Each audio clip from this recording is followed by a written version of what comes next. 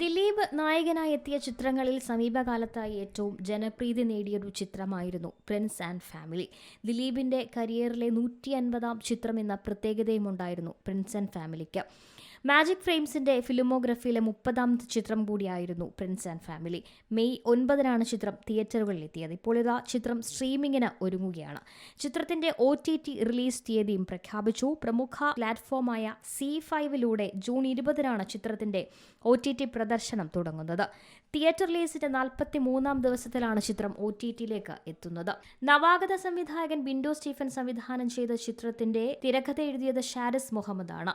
Magic ഫ്രെയിംസിന്റെ ബാനറിൽ ചിത്രം നിർമ്മിച്ചിരിക്കുന്നത് ലിസ്റ്റിൻ സ്റ്റീഫനാണ്. പ്രിൻസ് ഒരു ഫാഷൻ ഡിസൈനറാണ്. സ്വന്തം നാട്ടിലൊരു ബ്രൈഡൽ മേക്ക് ഓവർ സ്റ്റുഡിയോ നടത്തുന്നു. അച്ഛൻ, അമ്മ, 2 ഇളയ സഹോദരന്മാർ, അവരുടെ ഭാര്യമാർ, കുട്ടികൾ എന്നിവരടങ്ങുന്ന പ്രിൻസിന്റെ കുടുംബം.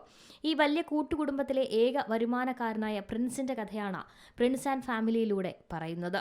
ധ്യാൻ ശ്രീനിവാസൻ, സിദ്ദിഖ്, ബിന്ദു പണിക്കർ, ജോണി ആന്റണി, മഞ്ജുപിള്ള എന്നിവരടക്കം തിളക്കമാർന്നൊരു താരനിരയും ഒപ്പം ഉർവശിയുടെ ഗസ്റ്റ് റോളും ചിത്രത്തിന്റെ ഹൈലൈറ്റ് ആണ്.